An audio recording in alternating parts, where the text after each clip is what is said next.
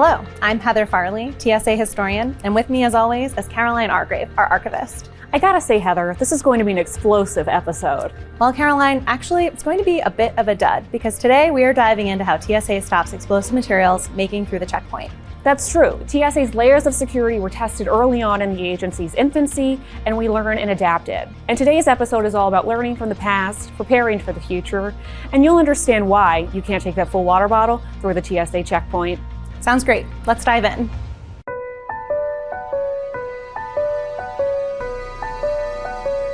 TSA may have been stood up after the terrorist attacks of September 11th, but its foundation was started long before that. Two major events laid the groundwork for much of the policy and strategy that TSA utilizes to stop terrorist acts: the Lockerbie bombing and the Bojinka plot. Carnage tonight in the Scotland village of Lockerbie, where a Pan Am 747 headed for New York crashed and exploded. In 1988, explosives were hidden inside a stereo and brought on board a plane in checked baggage.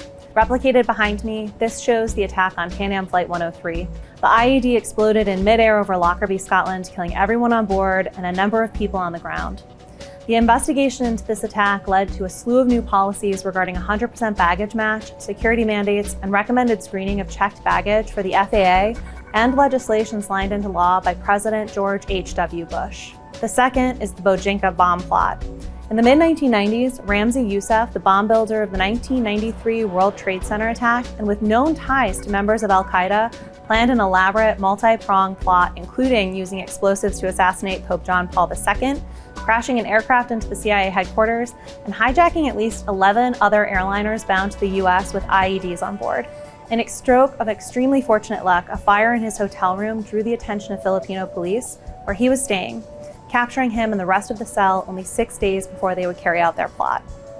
I present these two historical incidents to showcase the attacks and battles TSA faces each and every day. Each of these real-world events had policy and operational impacts that TSA has inherited as part of its mission to safeguard the transportation system. Next, we'll see how TSA has protected the traveling public from new threats and how they were stopped.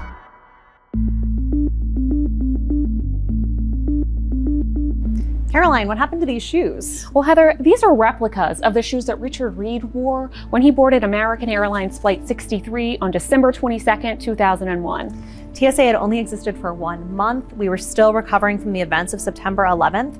Is this what we call the shoe bomb? Exactly. So the original shoe was a black high-top basketball sneaker with the sole filled with the explosive PETN. Once on board the plane, Reed tried to ignite the shoes with a match. A cacophony of errors made it very unlikely that this IED was ever going to explode. So Reed had been wearing these shoes for several days in rainy Paris, and the water seeped into the explosive material. On top of that, the own sweat from his feet further degraded the explosive. The fuse was crimped, making it harder to ignite. The passengers saw someone trying to set themselves on fire, and they were able to subdue him, and the crew was able to land the plane safely. How did Richard Reed make it through security? He boarded the US-bound flight in Paris, and at that time, shoes were not screened at any checkpoint. How did TSA respond? Well, this is why we're all asked to remove our shoes when going through a security checkpoint. TSA also deployed explosive detection systems with detailed 3D imagery. What a story. Thank you so much for sharing this with us, Caroline. Yeah, thank you.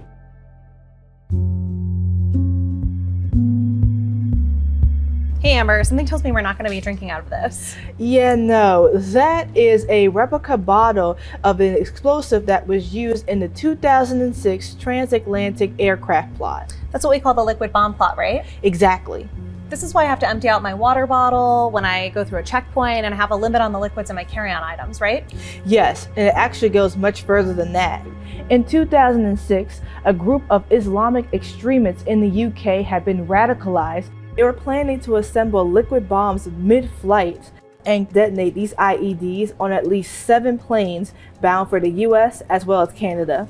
After months of surveillance, the British government conducted a midnight raid to arrest 24 would-be bombers, and overnight, the TSA initially banned all liquids altogether from coming to the checkpoint, as it was uncertain if all the people responsible were arrested.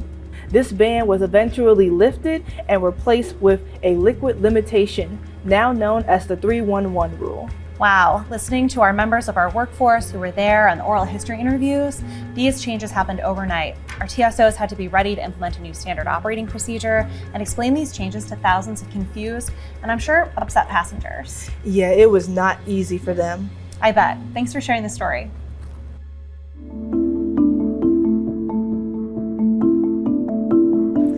Something tells me we're not modeling underwear here.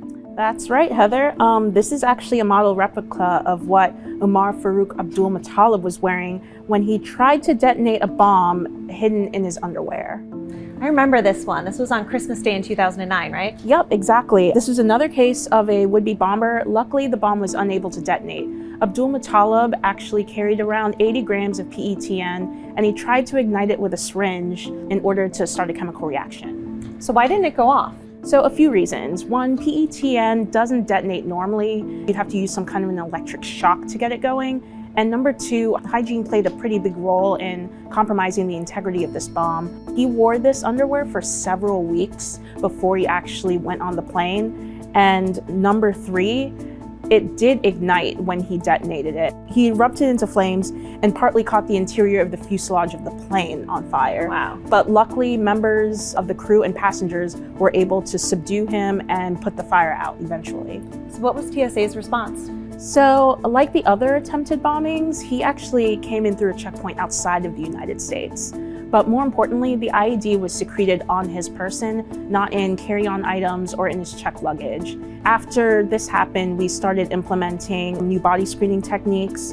We put in over 500 advanced imaging technology machines in airports nationwide. It's great. Thanks for sharing the story with us today. Yeah, no problem. And there you have it.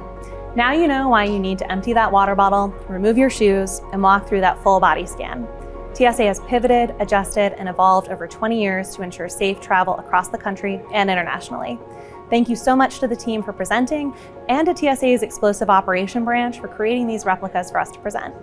If you have any historic materials, please reach out, and to see all of our episodes of Did You Know, please visit TSA's YouTube channel. Thank you so much, and I'll see you next time.